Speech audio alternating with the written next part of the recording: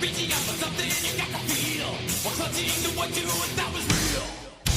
Kicking at a dead horse pleases you, no way of showing your gratitude. So many things you don't want to do. What is and what have you got to lose?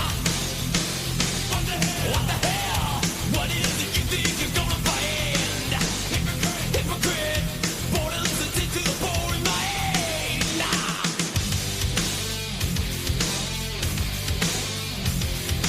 Struggle with it. It's true you fight. Struggle with it. You're ruined. Struggle with it. You seal your own coffin. The struggling within.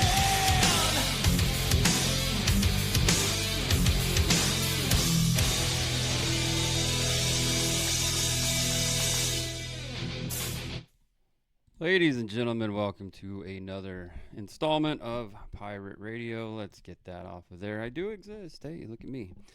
I am your host who needs no introduction, and you still don't get one. Happy Friday to everyone. TGIF. But in seriousness, thanks for joining. Thanks for hanging out. It's nice to know that some other people don't have a life either, just like me. Fridays used to matter. They no longer matter. Anyway, so to the crux of the show, the topic at hand. I don't know what conservatives do anymore. I don't know what that term means. I haven't really known what that term means for a long time. It almost seems like you're conserving progressivism, hence the title of the show, Conserving Progressivism. I think there is kind of a I don't know, misunderstanding on what conservatism, what the term even means to conserve, be a conservative. It's almost like people expect some sort of return to a specific time in America, like 1955 or something like that. And there are those, those on the other side, the actual true, like liberal, progressive, lefties or whatever that will use the term conservative to as a pejorative. They want to put you back in chains. They want to go back to Jim Crow, blah, blah, blah. We all know that's kind of nonsensical. Not kind of, it's completely nonsensical. But now that we have a full-blown chasm within the political right in America, which, by the way, I'm not a Republican. I don't call myself conservative. Just get that out in the open. I'm also not on the left. Jesus. But now that we have a full-blown chasm within the right, which is the ruling party currently, I think it's probably more prescient than ever to talk about what those two sides really are, what I perceive those sides really to be about. So if you've been living under a rock for probably the last, I don't know, at least the last 2 weeks, month, 6 months. Apparently, Tucker Carlson is the devil incarnate. If you're a Ben Shapiro, if you're a, I don't even know what to call it, a mainstream conservative now. I guess the term neocon is kind of getting played out, but it's not dying yet. And there's so many problems with I guess we'll call them the neocons. They are neocon-like. They're definitely neocon adjacent. And the neocons, if you're not 100% familiar with the neocons, they were basically the warmongers within the administrations. Not a whole lot of actual presidents could you call a neocon, but all of the people surrounding them basically were neocons. They were the ones who wanted to seize the moment, the unipolar moment after the Soviet Union failed. After it failed, whatever, the Iron Curtain came down, and they became the Russian Federation and got rid of communism. The neocons never saw a war they didn't like. It's perpetual war. The neocons, you can trace the roots back to the American Trotskyites and Trotskyism. We're not going to get into all of that, but suffice it to say that the neocons owe all of their heritage to communist. It's a communist ideology. Now, does it share everything with, like, Leon Trotsky, which is where Trotskyism comes from? Not 100%, but it's enough there that you should hate it. Its perpetual revolution was kind of the Trotsky mantra. And these guys wanted perpetual war, these guys and gals. So that's how you get 20 years of terror wars that go nowhere other than to plunge us deeper into debt and to make us poorer as Americans. So you have a chasm. You have the Tucker Carlson, Candace Owens. I can't think off the top of my head who else is on their side. The guy from Heritage who just ruined his entire career. I don't even remember his name, but suffice it to say that you have a Tucker and Candace Owens. I would say, I think she still calls herself conservative. She certainly is way more conservative than the Ben Shapiro's, Mark Levins, Dave Rubins, Brandon Tatum's of the world. Way more conservative. Way more conservative. Just way more Republican. Way more, what your granddad would have called a Republican or something like that. They're certainly not neocons. The Shapiros of the world, that wing, are definitely, if they're not full-blown neocons now, they're more than on their way. They apparently have never seen a war that they didn't like. Their version of America First, quote unquote, is giving money to foreign governments, whether that's military aid or regular good old-fashioned food aid, what have you. They believe deeply in the institutions like the FBI, the CIA, the NSA. They've never seen a government entity that they didn't like, which is also weird. And I want to go back to, not go back, but I don't know how familiar any of you are with what Tucker Carlson does on the regular on his show, things he says. There's plenty of clips out there that you've probably seen him kind of, I wouldn't say praising Maduro, but certainly listing a good point of his regime. Not everything is completely 100% bad. There is nuance in the fucking world, and we're allowed to have nuance, and we're allowed to, express nuance, unless you express that nuance in the presence of a neocon or a leftist. You're going to see a lot of, or you do see a lot of carryover and alignment between full-blown leftists and neocons. And you're seeing it right now within the political right of the United States. You're not allowed to have any sort of nuanced take on anything, period. You can't have a nuanced take on Venezuela, on Maduro, on World War II, on Israel, Gaza, on China, on any number of things. There is no room for nuance within the quote-unquote conservative movement, the mainstream conservative movement. Although Tucker is very, very mainstream and has been for a number of years. You're not allowed to go back on your word, apparently. You're not allowed to say that, hey, man, I got this thing wrong.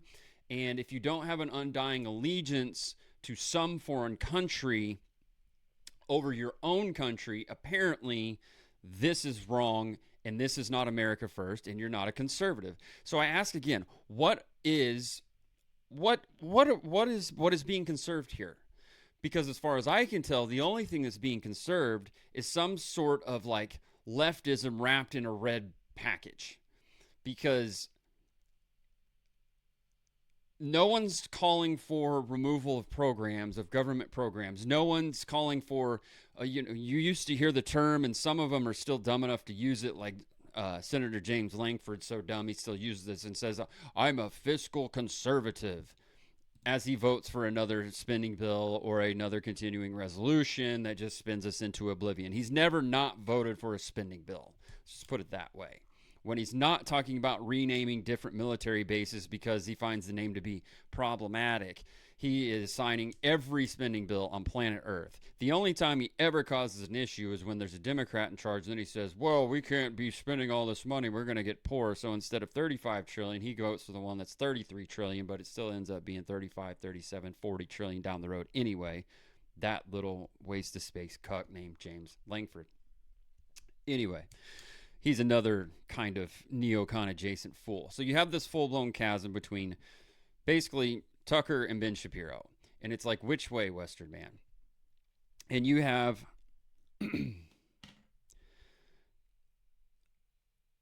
you have a full-blown verbal war between these two. They're going back and forth. And you can look up any number of clips that are just completely preposterous that Ben Shapiro will say.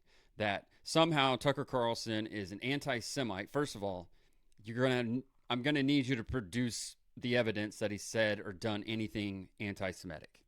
Okay, him not wanting to send money to Israel or back their war in Gaza with American tax dollars is not anti-Semitic. We've been over this before. If that's your line for anti-Semitism, then everyone's anti-Semitic at some point. That's just utterly ridiculous. Anybody who has an allegiance to their country and says, my country comes first, in your eyes, they're anti-Semitic. So we have that. Getting back to the fiscal side, Ronald Reagan is the hero of the right, and for many reasons, he is a hero of the right, being a president with a booming economic policy. He helped he changed the verbiage and the tactic in regards to the Soviet Union and eventually brought them to their knees and made it collapse. But there's a number of reasons to not like Ronald Reagan, especially if you are a true quote-unquote conservative, that the government expanded under Ronald Reagan. We were engaged in some wars under Ronald Reagan. Spending increased under Ronald Reagan. He signed some of the worst anti-gun legislation, not only as president, but as governor of California. That's not conservative. This is another topic that rarely comes up because much like the left, the Shapiros, Tatums, Rubins, what have yous of the world will not do a really, really hard interview or debate. They're done with that. If they ever did it before, they're completely done with that. So you're never going to get someone who says, hey, you say, Ben Shapiro, you used to do commercials for Bravo Company USA on your show. Like, so you're obviously pro 2 Amendment or Second Amendment, right? Like, how Second Amendment pro are you? And he's going to come up with some sort of bullshit and this law and, oh, you got to regulate this, that, or the other. So you're not fully Second Amendment supporters. So you're not conserving that. You're not a full First Amendment supporter either, because you will talk about some sort of like libel laws, incitement to violence, this, that, or the other, blah, blah, blah. So you're not really on board with that. You'll say, oh, well, yeah, I'm definitely for the Fourth Amendment, illegal search and seizure, but you're not calling for the abolition of the NSA or TSA or FBI or CIA or any sort of those things. Like, you're really not trying to hold their feet to the fire whatsoever. You think that voting is a right. You don't understand that voting is a privilege. Any number of things that are not conservative whatsoever, and start to line up with people on the left, because you won't have any sort of hard debate. You'll go on very friendly shows and you'll do all of the different things, but you never really get challenged. And anytime you get challenged, what you do is you start creating these clips out of context and then start showing them on your show, again, where you're not challenged, and then commenting on those. And I had this whole thing of like, I was going to show these clips to prove the point I was talking about and give some sort of context so people that didn't know would understand what I'm talking about. But I'm not going to engage in that. Also, it's kind of hard to do as a one-man producing and speaking team. But when you do that, you can't get mad when the other guy does it to you. Like, Ben Shapiro went on trigonometry, sat down for 40-ish minutes or so. And one of the clips that went viral is someone clipped out the clip where he started talking about how, hey, if you can't afford to live here, then maybe you shouldn't live here, in regards to young people in certain areas where they may or may not have been born, bred, family from, what have you. I think he was talking specifically about New York City because the interview was taking place in New York City, which is wasn't 100% clear, so I will give that to Shapiro, where he says, it was taken out of context, blah, blah, blah. Yeah, well, not really, because, people have roots in New York City. I don't like New York City. There's a lot of people who don't. There's a lot of people that absolutely love New York City. I think it was the last 1 or 2 podcasts ago that I did where I talked about how much people absolutely love New York City, so much so that they're willing to actually vote for someone who probably will bankrupt the actual city, but he was just so different in Zoran Mamdani that, hell, why not? It's like the Trump thing to the black population of America in 2016. Hell, what do you got to lose? Why not vote for me? You know, this other side's not doing a damn thing for you, so why not vote for the other guy or the other party or the other thing? You know, there's no one really going to be the mayor of New York that doesn't have a D next to their name. So you had to vote for, like, you know, former Governor Grabass, who murdered a whole bunch of elderly folks when he sent them into those nursing homes, tested positive with COVID, killed all of those people. So you get to vote for that guy who probably killed your grandma or grandpa or both, or great grandma and grandpa or whatever, or even your parents. So you get to try to vote for that guy. That was before he got, you know, thrown out or had to resign because he was playing grab ass or hugging too much or doing whatever the hell he was doing. Hell, I don't know. Not to mention the fact he's just kind of a sleazy guy. Like, if you're going to compare him just to, like, him and Zoran Mamdani standing next to each other, and you have a guy who's just like this Italian greaseball looking bastard next to a guy who's like a clean cut, just kind of like, I don't know, not Middle Eastern, but like from the, you know, from the East, from the Orient, or whatever the fuck I can't say, but I'm going to say anyway.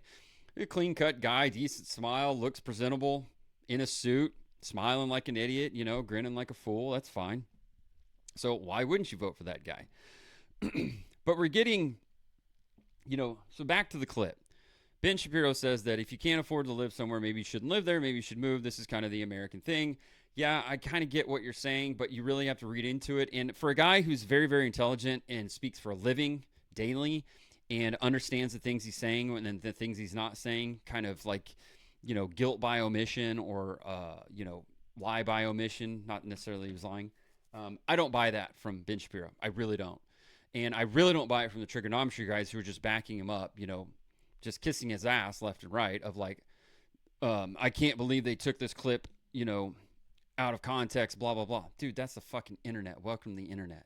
That's what happens, first and foremost. But second of all, the guy who clips up other clips for a show, Ben Shapiro, should be more than aware that people are going to clip things and do things. Now, it's a 30-second clip. So it's not like this was just like him saying Nazi and then it was like whatever. It wasn't like a completely doctored clip or anything like that.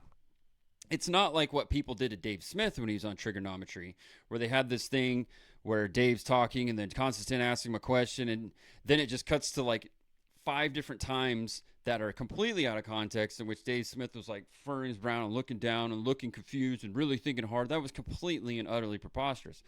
But the fact of the matter is, if we're not conserving where people can live and conserving a way of life, what are we conserving?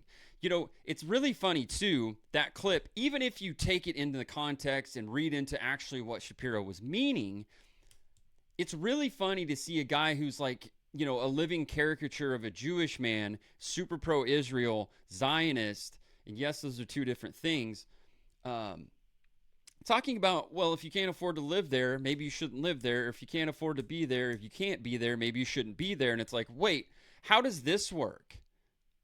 You know, it's not like I look at Ben Shapiro and go, oh, he's wearing a yarmulke. He's a Jew. He must love Israel. I mean, the guy is unabashedly pro-Israel, pro-Zionist. Like, he doesn't hide it whatsoever. He will tell you that.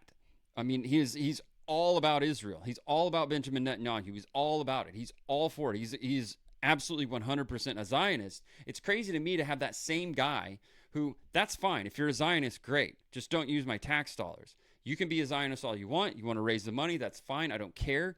That's your prerogative. But to then sit there and talk about how, well, if you can't afford to live here or you can't be here, maybe you shouldn't be here. It's like, well, I don't know, man. Look in a fucking mirror. I don't know. Like, I don't know. Because the claim to fame of the Zionists and the pro-Israel people, or at least, let's say the Zionists. I'll stick with the Zionists. I don't know the subject deep enough to really go that deep and say everyone in Israel. But the Zionists 100% say that they have a claim to this land that goes back, is biblical, goes back 3,000 years, for whatever it is, and say that we're allowed to be here because we were here first, basically. That's fine. Okay. Fair enough. Buddy boy, you're going to do that with the American Indians because they have a bigger claim than any Zionist does or my white ass does. So they have this like inherited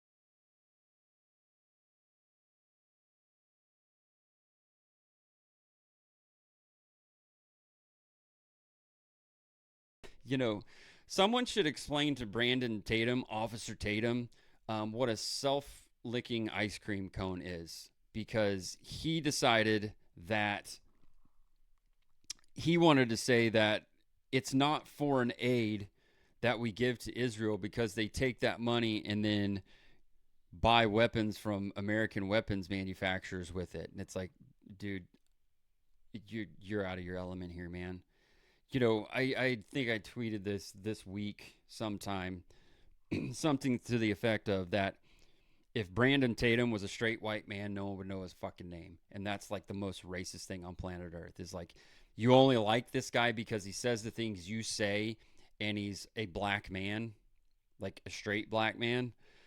That's, again, you see some of the parallels between the way the left acts about things. Like, oh, you're this because of this immutable characteristic of you. We have to do X, Y, or Z, or you're on our side, or what have you. It's like, boy, that sounds awful familiar. I don't like the term woke right because it's kind of retarded, whatever the definition of it is. But if we're going to use the term woke, then so many on the right have gone completely woke. They've just basically replaced the left. It is absolutely wild. I don't understand it whatsoever, but it is what it is. Juxtapose the Officer Tatums of the world with Candace Owens. Because if you'll think back, and if you were familiar with Candace Owens, right before and during her tenure at the Daily Wire, she was like the darling of the right because she dared to do something called Blexit, which she worked with Tatum on, apparently. Or with Tatum on, whatever. When she was saying bad things about the black community or holding them to account or saying things that were controversial, I should say, about the black community, she was a darling of the right. She was beloved on the right. She wrote a book, I think, called Blexit. You know, she was basically going on the coattails of the Brexit thing and talking about how the blacks should exit what they've been doing. I don't really want to get too deep into it because I don't really know. I can't remember exactly what the whole thing was, but it's basically like black Americans should stop voting for the party and people they had been voting for, and then, you know, exit the political plantation, I think was how she put it, and change their ways.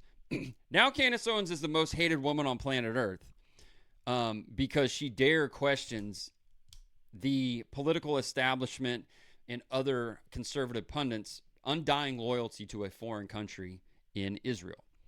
You know, the funniest thing about it all is when October 7th happened and Israel, of course, went to war in Gaza, rightfully so, mind you, she didn't really comment on it, but was forced to comment on it because, not forced, but was asked to comment on it by saying, people telling her, you need to watch the videos and you need to look into this and blah, blah, blah. And the second she started watching the videos and looking into it, she was completely like just blown away by what she was seeing and the death and devastation that the Israelis were inflicting upon the Palestinians in Gaza. So that backfired on them. So that's kind of funny. You know, another thing that there's another issue out there that those, I'm just going to call them Con Inc. I don't want to call them Con Inc., but, you know, Conservative Incorporated, because I think, ironically enough, Steven Crowder, I think, came up with that. He definitely used that when he talked about the Daily Wire, and now he's like part of Con Inc. So, you know, it's like the live long enough kind of thing. But one of the things that Con Inc. talks about, you hear about AIPAC, you know, the American Israeli Political Action Committee or whatever it stands for. Basically, it's a political organization, a lobby organization who lobbies on behalf of Israel. That's fine. I'm sure there's any number of organizations that lobby on foreign governments for any sort of aid, African organizations, African countries, I'm sure. But the biggest thing is they talk about how, well, AIPAC should, you know, the Candace Owens of the world, the Israel critical, and again, when I say Israel, we're talking about the government, but the Israel critical people of the world, Thomas Massey, Tucker Carlson, will say that AIPAC should definitely have to register under the foreign, the They should have a FORA registration for a foreign. Really should have wrote down what this acronym means. Foreign Agent Registration Act, I think is what it stands for. Anyway, they should have to register as a foreign agent acting on behalf of a foreign country because they're acting on behalf of Israel, which seems like fine. Okay, yeah, makes sense, right? Except everybody, and Brandon Tatum, who's the dumbest guy on planet Earth, said this out loud of like, it's so great. He's such a dumbass. He was like, they shouldn't have to. He was like, this is so dumb that AIPAC shouldn't have to register as a foreign agent because it's American citizens. Bro, I mean, it takes 3 seconds for anybody with half a brain to go, well, wait a minute. What if Russia just hired a bunch of American citizens to lobby on behalf of Russia? Or what if China did? Or what if Cuba did? Or what if anyone else did? So now you don't have to register as a foreign agent? Dumbest guy on planet Earth. How he has a following. Oh, wait, I know how he has a following. It's the color of his skin. No one wants to tell him. No one wants to say anything because that would be racist. But the thing is it's racist when you only follow him because it's a black guy saying things you agree with, right, Whitey? So, as we go down the whole thing, you know, and with Candace Owens, it's one of the more sickening things that I keep seeing from the Con Inc. guys, from the new neocons, is this thing where they want to invoke Charlie Kirk.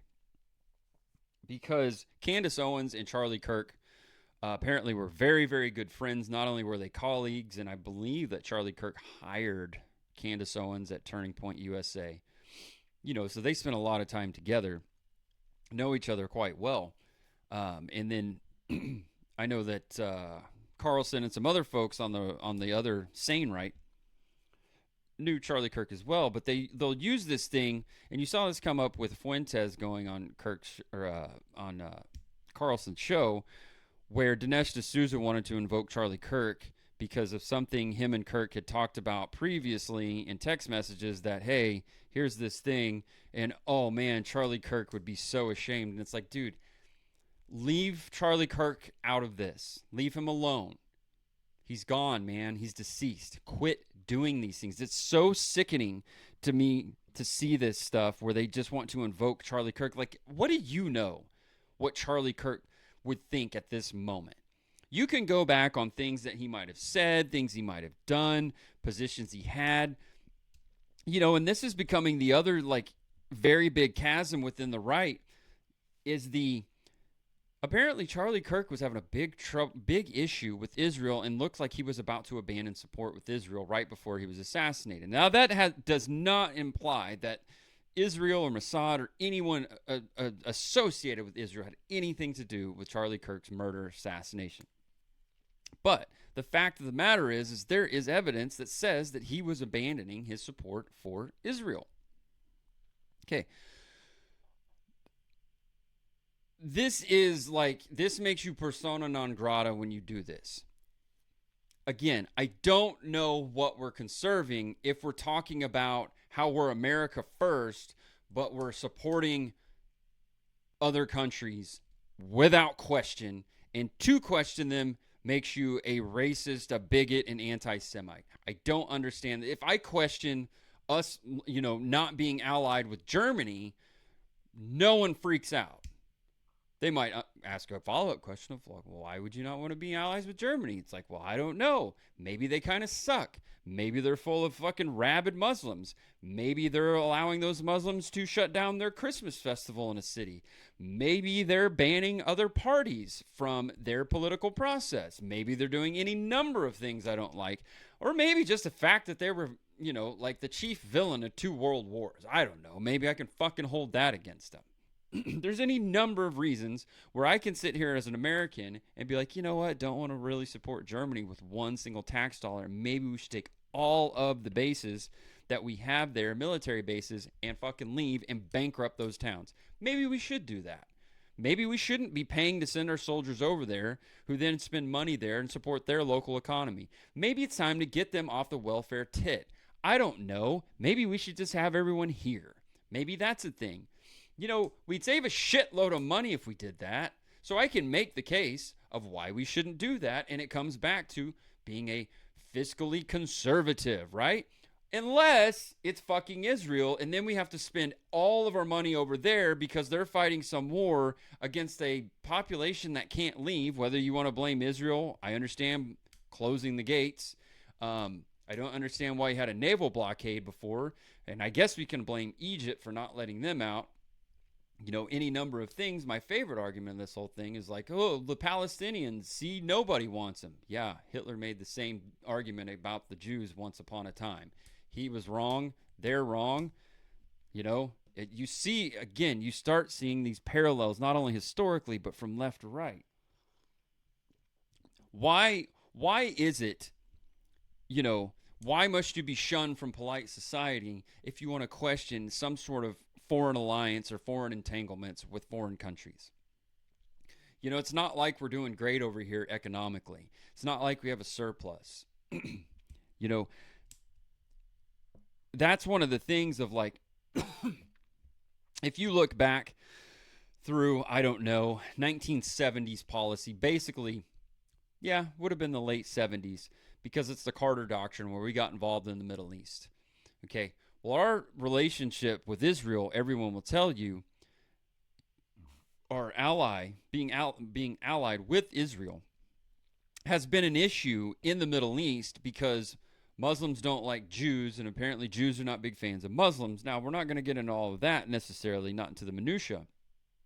But we've been told that the reason that the IDF couldn't help us in the first Gulf War was because we had this shaky alliance, and if we did that, then the Saudis wouldn't let us hang out there in Saudi Arabia, even though they were allegedly concerned that Saddam was going to invade them next, even though that was a complete and utter fabrication. Same thing with any number of other Arab or Muslim countries over there that, well, the IDF would love to help us in our wars, but they can't because we have the shaky alliance with a whole bunch of like Muslim countries and blah, blah, blah. So that's what you would call an entangling alliance. So I don't understand, if we're completely America first, and part of America first, according to Con Inc., is we must support Israel at all costs in their military endeavors because they're our friend, close ally, and some sort of like bulwark against the crazies in the Middle East. Okay, then we shouldn't be allied with Saudi Arabia because they don't like each other. And maybe we shouldn't be in NATO with Turkey because Turkey doesn't like Israel either. So which is it? Con Inc. guys. None of this this is all utter hypocrisy and lies. And that's the biggest thing. The hypocriticalness of it all, the lying of it all, coming from Con Inc. drives me up a fucking wall. Like, look, you want to sit there and tell me don't believe my lying eyes. That's the same thing the left did.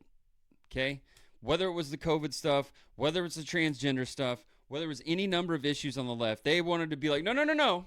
This is a man or this is a woman because that's how they identify. Okay, so that's how we're doing it now. And it's like, well, I don't know. This seems like an entangling alliance. It's costing us not only a ton of money, but it's probably leading to a less safe world and definitely a less safe America by being allied with these two countries that don't get along with each other and being in a NATO membership with another country doesn't get along with that country. And I'm not saying necessarily that we need to abandon Israel as an ally, but this whole thing of like, we're going to be allied with Turkey and Israel who do not see eye to eye, like ideologically, and apparently don't get along. Same with Saudi Arabia and, you know, whatever other country we want to throw in here.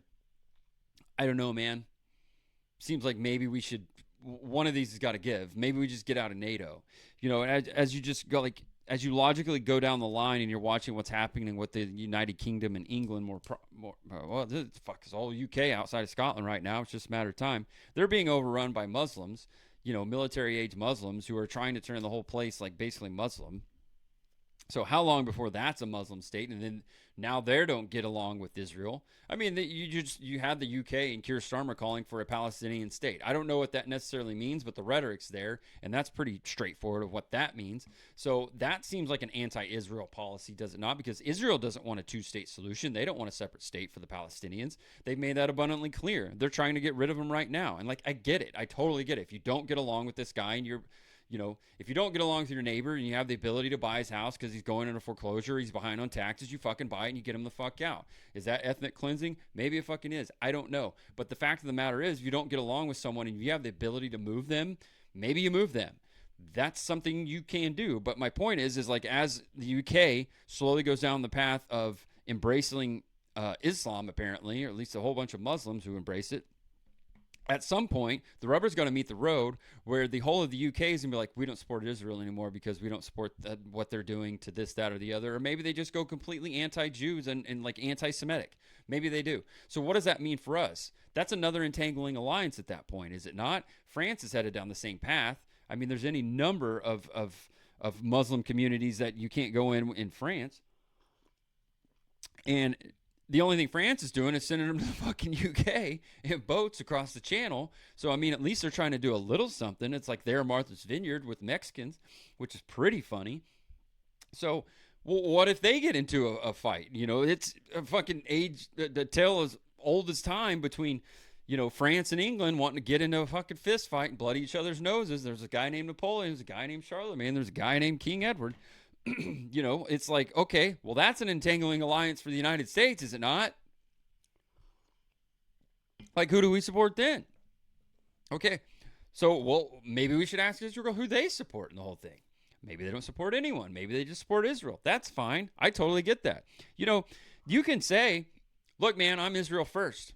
Cool. Be Israel first. I get it, dog. You do you. Just don't ask me for any money. Don't ask my country to support your country, okay? If you can't live, to quote or at least paraphrase Matt Walsh, any country that can't sustain its own country is not a country. If it has to be on some sort of welfare to be a country, to be able to like pay its bills, if you will, then it's not a country. And no country has a right to exist, okay? You only have the right to the thing you're able to defend with your life. That's the thing you have a right to, apparently. Same with countries. You only have a country because you're able to defend it.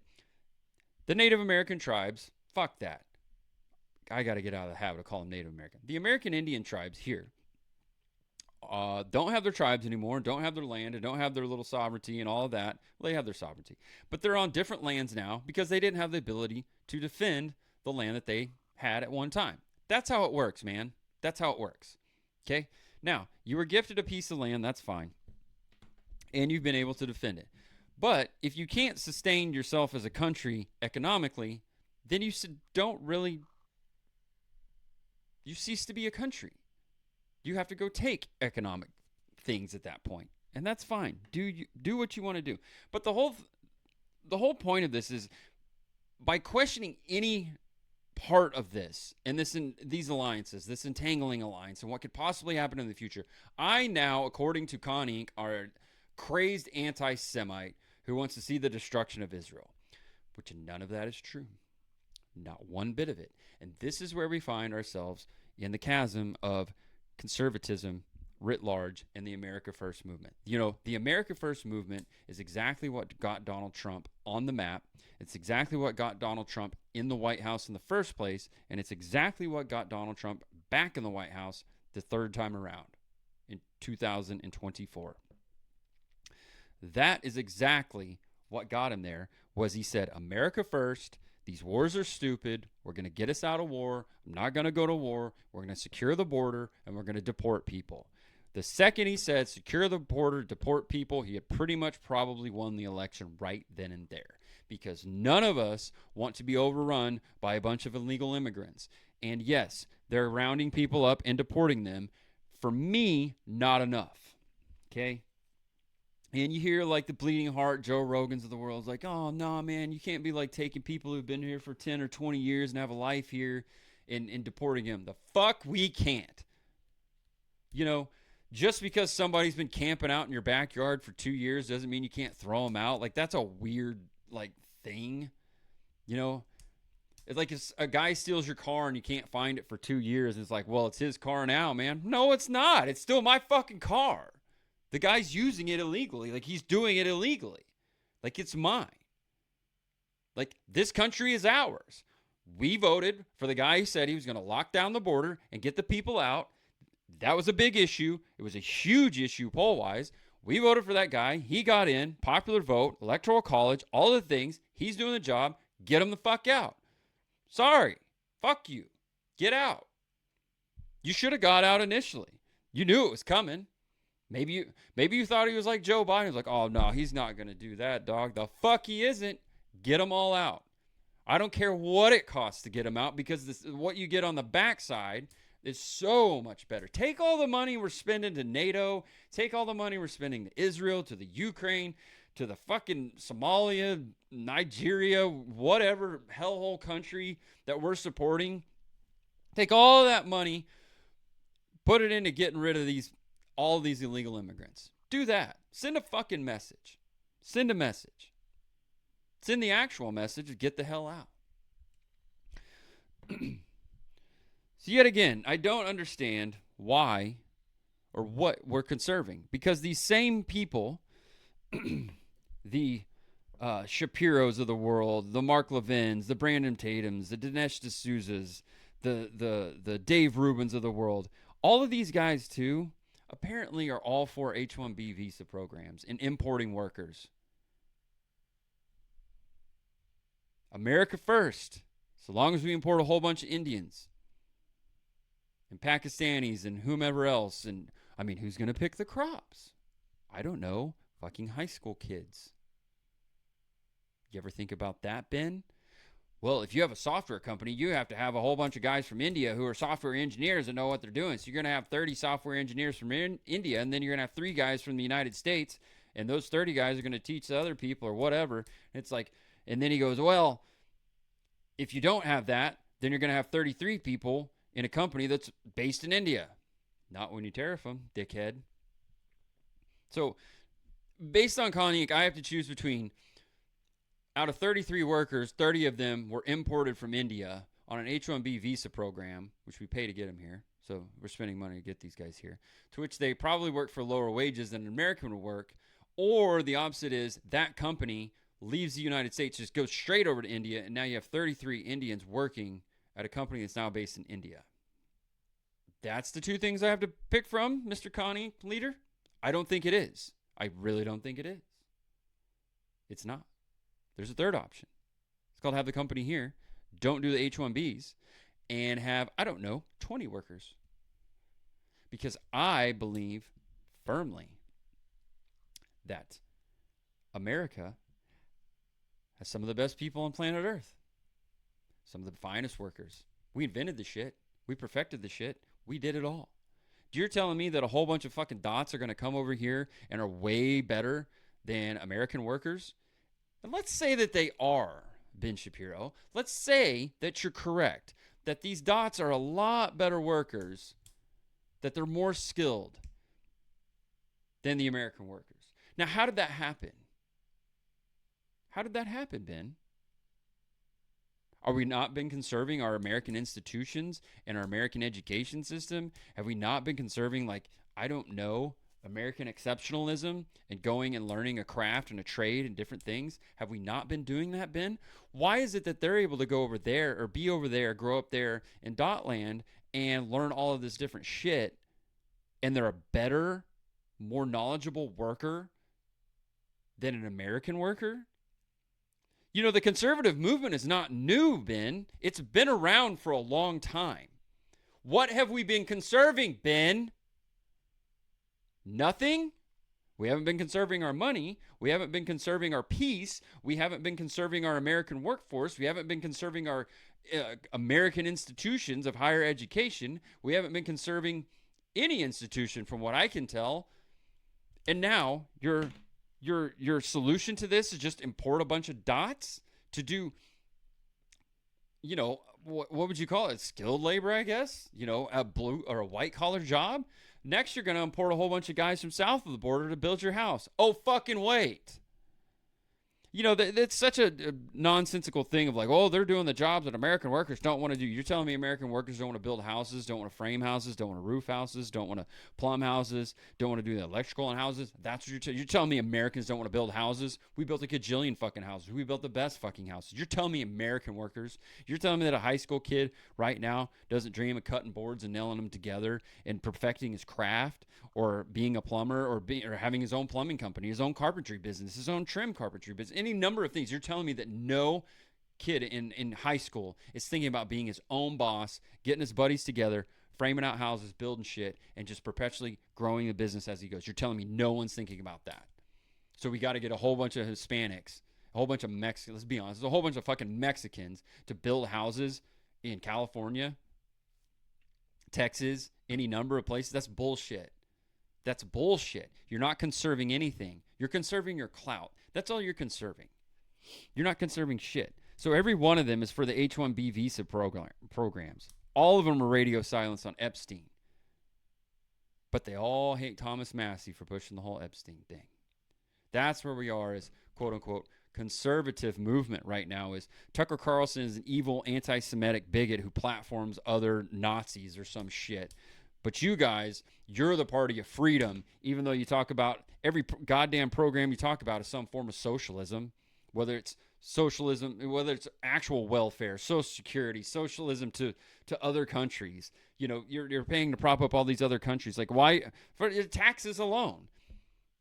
It's ridiculous. It's all socialist kind of programs. We got to have a program of this. The government needs to do that. We got to have this program. We got to do that program. We got to do all this other shit. It's just all socialism. That's all it is.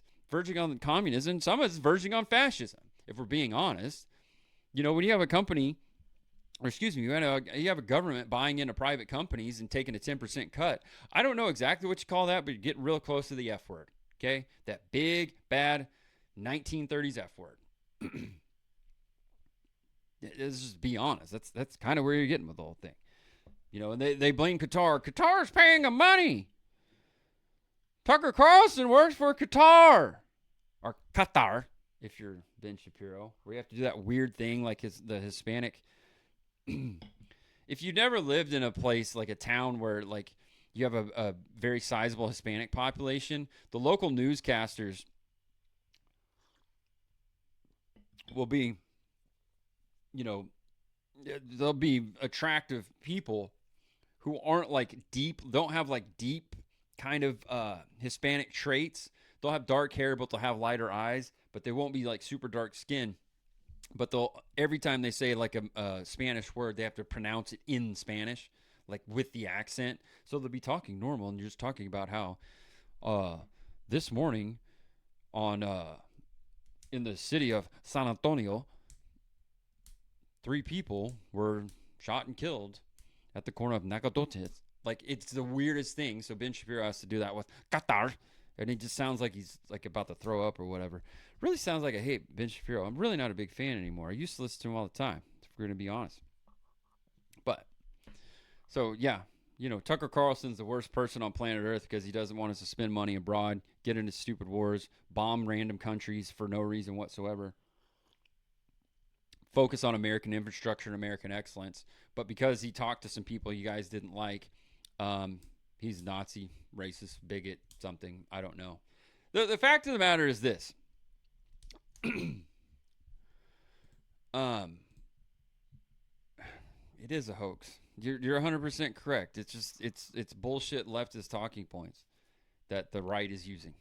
There's some on the right are using. That's all it is. It's the same thing the left did of like, oh, you must be getting that money from whatever told you to say whatever. And it's like, guys, just you gotta have a fucking brain. But it is possible. Listen, I don't take in a whole lot of like Candace Owens anymore. She could be crazy. It is possible that she's a little nuts. Listen, that's a lie. She is a little nuts because she's female. And look, I'm not putting her down or any other woman. Like, listen, ladies, I act like there's any ladies that'll listen to this, but if there is one lady listening to this, look, no offense, you're all crazy, okay? It's just differing levels of crazy. It's not like we don't know that you're crazy as men. Like, we know that. We're just looking for one. It's the hot, crazy matrix or graph of like, we want the ultimate like hotness level with the least amount of crazy. The problem is like as you go up the chart, sometimes you increase the crazy. So, and I know probably so many of you, all three of you that might hear this because your husband or boyfriend's listening to this, and God bless you. Um, I know your blood's probably boiling, and you're like, that motherfucker, I can't believe he said that. But see, that you're proving the point, because I'm just saying words, and I'm talking about women in general, and you're taking it at to heart. So there's that. But anyway, so Candace Owens is a little crazy because inherently she's a female. She could be full blown crazy, like Ted Kaczynski, the Unabomber, was crazy, but that doesn't mean he was completely wrong. So there's that. And I think that's pretty much all I have to say, other than there's two news stories that I wanted to cover, and one of them kind of plays into this. So the Fraternal Order of Police, if you're not familiar, is a police union. I think they're the largest. I can't remember. They have 377,000 members. They're based out of Nashville, Tennessee. And they came up with this little gem just the other day. Let's see if I make that bigger. So this little gem, in which they sent to Jim Jordan and Jamie Raskin, who are both members of Congress. This came from their national president and executive director, I guess, and they're writing on behalf of the Fraternal Order of Police. So these guys represent 377,000 police officers across the nation. And they talk about the Law Enforcement Officer Safety Act, which basically exempts qualified law enforcement officers and sheriffs and deputies and retired from local and state prohibitions on carrying concealed firearms and magazines. So basically what that means is if you're a qualified, active, or retired law enforcement officer, you can go to Chicago and carry a pistol with a high-capacity magazine, no trouble whatsoever, so long as you have your identification on you, okay? This goes into federal facilities, what have you. So they talk about how they like that, but they are against the National Reciprocity Bill. So that's cool. So they hate us. That's really awesome.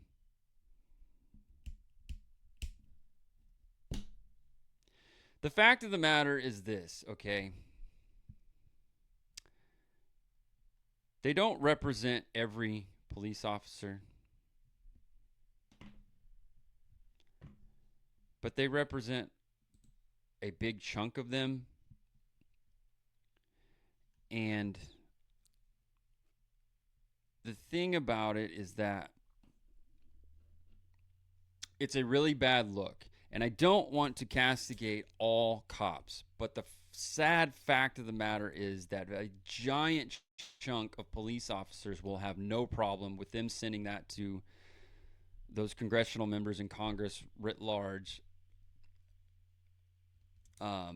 voicing their non-support of a national reciprocity bill that is working its way through Congress as we speak. Now, we can debate a national reciprocity bill all day long, but the fact of the matter is they hate us. They hate us. To think that the police are going to be on your side when it comes to your rights, that's all you need to know right there. Because there's some fundamental rights that are universal: defense, speech, religion, what have you, search and seizure. If you're a cop, you're sworn an oath to uphold the law and protect the Constitution of your state and of the Constitution of the United States. And you can't get past Amendment number 2. That is a terrifying thing to think about, but that's where we're at in the United States when it comes to this, and cops in the way that they think. I mean, you would think that as a police union, you would have a pretty good idea of how your members feel. Maybe you would even, I don't know, poll them or send them a fucking email or something like that just to know kind of how they feel. And I don't know that they did that or did not do that. But the fact of the matter is, when you're against people being able to conceal carry or carry a firearm to protect themselves, you're probably just a short dick hater who doesn't want someone to do your fucking job, and you would rather be looking for a criminal who stuck a knife in a lady's neck or shot someone and robbed them than you would that person have the ability to protect themselves and you just show up and clean up the corpse of some dead piece of shit criminal. But the other thing that I wanted to tackle is this is an area of expertise for me, at least definitely was an area of expertise for me. This is Ford Motor Company is partnering with Amazon to do a certified pre-owned car sales. Now, I don't know the exact mechanisms of how this is going to work logistically, but I have an idea of what Ford is thinking. So, let me give you a little peek behind the curtain of the car business. And when I say car business, I mean like dealership car business. I did actually work for a Ford dealership in the last dealership that I worked at in management. Saw everything, how the sausage is made, all of that when it comes to the dealership side. So, how does the dealership side have anything to do with Ford and Amazon? Well, here's how it works. How do you get used cars? Okay. I'm going to call them used cars. There's a difference between a used car and a certified pre-owned. So there's a process between those. What constitutes a Ford certified pre-owned vehicle is there's the criteria. First of all, it has to be a Ford, and I think it extends to Lincoln. I don't know if Lincoln's part of this. We're going to stick with Ford. So first and foremost, it has to be a Ford motor product. And then it has to be under a certain mileage and within a certain amount of years. And then you go through a whole process where you're a certified Ford mechanic, which apparently they're short on, 5,000 short, according to the CEO. At which a certified Ford mechanic goes over the vehicle, does a multi-point inspection. I can't remember. I think it was like 187-point inspection. They check all these different things. If there's something wrong, they fix the thing. But anyway, they get a Ford certified pre-owned certification, okay? And it comes with some benefits of like manufacturer warranty, some other things, what have you. Okay, so that's how you get from a used car to a certified pre-owned car. God damn it. Now,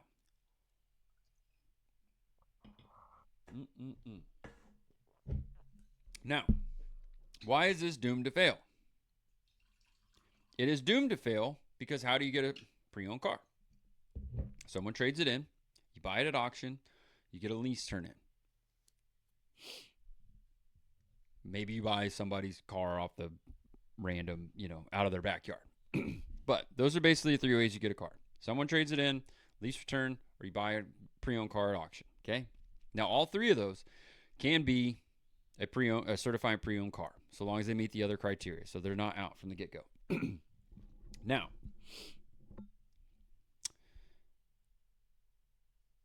we're going to take the logistics out of it and assume everything is equal on that part. I'm not going to get into transporting cars because, again, I don't understand exactly, or I don't know exactly how they're going to do it. But I can tell you this for an absolute fact. Every certified pre-owned car that Amazon has its fingertips on is going to cost more than one at your local dealer. Point blank and period. And here's why. Because when someone trades in a car, well, they trade it into that dealer, and that dealer, I guess technically you could sell it to Ford, but no one does that because you just wouldn't have traded for it. Okay? Now, so that's a trade-in. Buying them at auction. I guess Ford could buy them at auction, but you're competing again with your own dealership network and what have you. And basically, you're going to have to outbid your dealership network because those guys, what you do every goddamn day as a dealership is you know exactly what a used car is worth and you know how it's going to do in your market. Any used car manager with half a brain understands what he needs to have on his lot and what price point it needs to be, this, that, and the other. Okay. So technically, they could buy them at auction. The third way, and I think this is where Ford's going to get the cars, is they're going to get their vehicles from lease turn-ins. Okay? The problem with that, lease turn-ins tend to be your best conditioned cars because they've never been out of warranty. So the owner not only is incentivized to keep them in great working condition, but your lease generally is going to mirror whatever warranty comes from the manufacturer. So the way the lease works is when you go sign up for a lease, you're basically paying the depreciation over the length of that lease. So there's a residual value of that vehicle. So hypothetically, you could have a, let's take a Ford Explorer. If you had a Ford Explorer that stickered at $50,000, and they said at the time of the lease that the residual, and a residual basically is what that vehicle is going to be worth. Let's say your lease is a 3-year 36. So 3 years and 36,000 miles is the term of the lease. So stickered at $50,000. So they're going to say your residual is going to be what that $50,000 vehicle is going to be worth 3 years and 36,000 miles from now. Okay.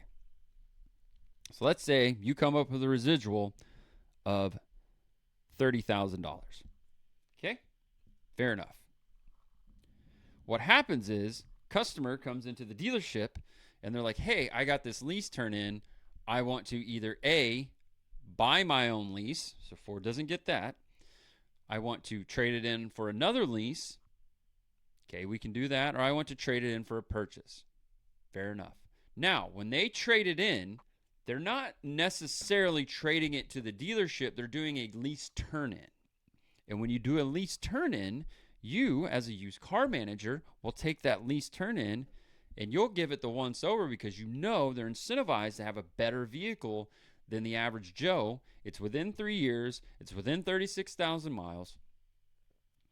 And it's never been out of warranty. And any damage needs to be repaired because then that's going to be a deduction on the lease turn-in. So you as a used car manager know you should have a pretty good vehicle here. So you're always going to give it a look and give it an appraisal. Now, here's where it gets really shitty for Ford. Because one of two things is going to happen. You're either going to trade for that vehicle and buy it at the residual. Because now, remember, after 3 years, we thought the value was going to be $30,000. If you look at it and the market has gone up and you go, look, Mr. Customer, I'm going to give you $35,000 for that vehicle and I'm going to pay the $30,000 off to Ford, okay? So you're going to plus up $5,000. Customer goes, I'll be goddamn, I made a great decision last time. Look at me. I'm $5,000 the plus. Yes, you are. Here's usually what happens. You go and appraise the vehicle, or actually you find out generally what happens is you find out what the residual on that vehicle is, which is integral to the whole transaction, mind you. Whether they're getting another vehicle or just straight turning it in, you have to know the residual. There's any number of things that you have to get and know. So let's remember, our residual is $30,000. This is how it normally goes. Okay, so what's your residual, Mr. Customer? It's $30,000. Oh, shit, you got a $25,000 vehicle sitting there.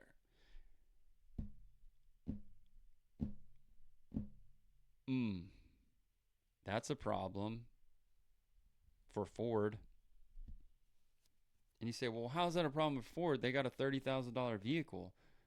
There you go. Either way, the customer's plussing out $5,000 because they go, oh man, the vehicle's only worth $25,000. I'm just going to turn that into Ford. And guess what Ford owns it for? $30,000, because that's the residual and that's all the money they got. So now you have a $25,000 car that Ford is into for $30,000 instantly. Are you going to go pay $5,000 more for a used car when you can find one that's in the light condition for $5,000 less? No, you're not. No, you're not. So that's before we get into logistical concerns, before we get into reconditioning of a pre-owned vehicle, and before you do the, this is another problem that they're going to run into, is on the purchasing side. So this is where we're really going to get into the weeds. So if no one's aware, this is the shit I loved in the car business. Absolutely loved. I was really good at this. So, valuations of cars. A new car is easy to evaluate. It's got an invoice. It has an MSRP, and it has an invoice price. Okay, so that's your valuations. On a pre-owned vehicle, on a used car, you have a NADA. Some shitty states that are fucking retarded, usually liberal gay states, use Kelley Blue Book. No one uses Kelley Blue Book except the retards, like Colorado and I think California now. So if your state uses Kelley Blue Book, you're in a state full of retards. Might want to change that. But anyway, what everyone uses NADA book out, National Auto Dealers Association book out. So here's how pre-owned vehicles work. You've got 3 valuations on there, and one of them no one uses. I don't even remember what it's called because no one uses it. But you basically have 2 valuations that matter. You've got the left hand and the right hand. The left hand is what we call a trade-in value. The right hand is your retail value. Okay? Why does this matter? Trade-in matters because you need to know what trade-in's worth, basic condition, blah, blah, blah, condition, options, what have you. These really matter because this is how you get money lent on them. Okay? So, you have banks that will lend money based on either the trade-in value or the retail value. And you go, why the hell, what does that even matter? Blah, blah, blah. Well, here's the problem. They're going to give you a percentage, what's called the LTV, the loan to the value. Okay? Your LTV has to be a percentage. Somewhere in the neighborhood of 110%. Okay?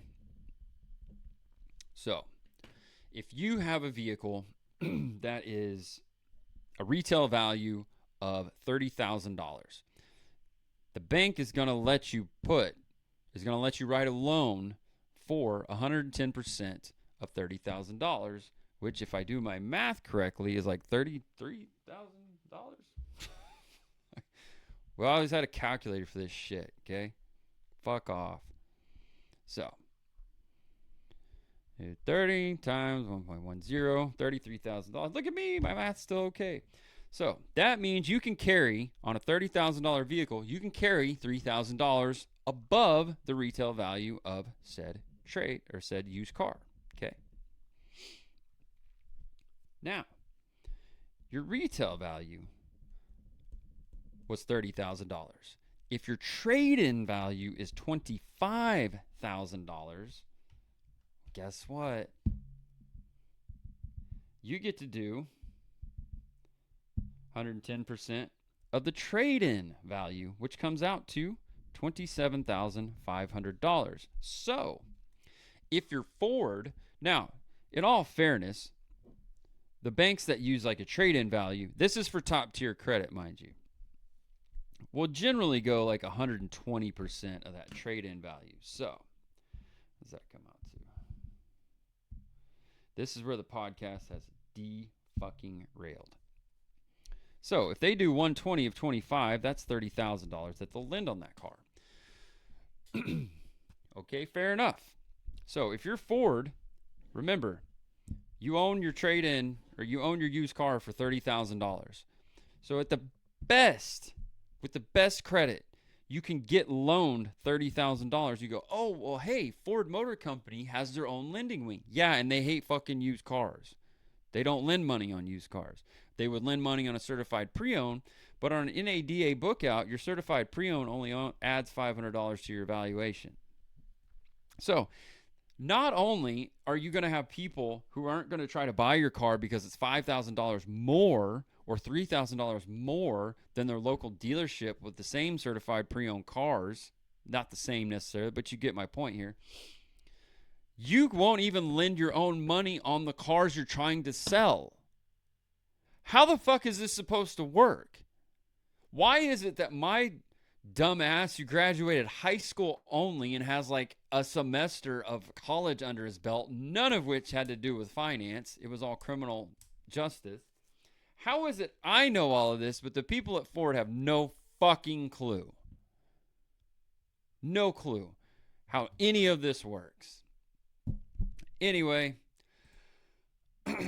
hopefully you guys enjoyed the show. If you have any questions about auto finance, I will answer them. I really will. Like, hit me up on Twitter. Like, if you want to DM me about auto finance and all kinds of shit, like, I am I'm a wealth of knowledge that's fading daily, but it's all secondhand knowledge. It's like it's back of my hand kind of shit. I can at least navigate you through and tell you the questions to ask. So, but anyway, everybody, thanks for hanging out. Thanks for watching. Those of you listening to this later on, I appreciate each and every one of you. Down with the Con Inc. Stop listening to Ben Shapiro. Tucker Carlson might not be right 100% of the time, but at least he's asking the fucking questions. Candace Owens may or may not be completely insane. Laura Loomer is completely insane. Don't listen to her. But take everything with a grain of salt. Do your own research and try to listen to what people aren't saying and the just kind of the verbiage they're using and the tactics they use.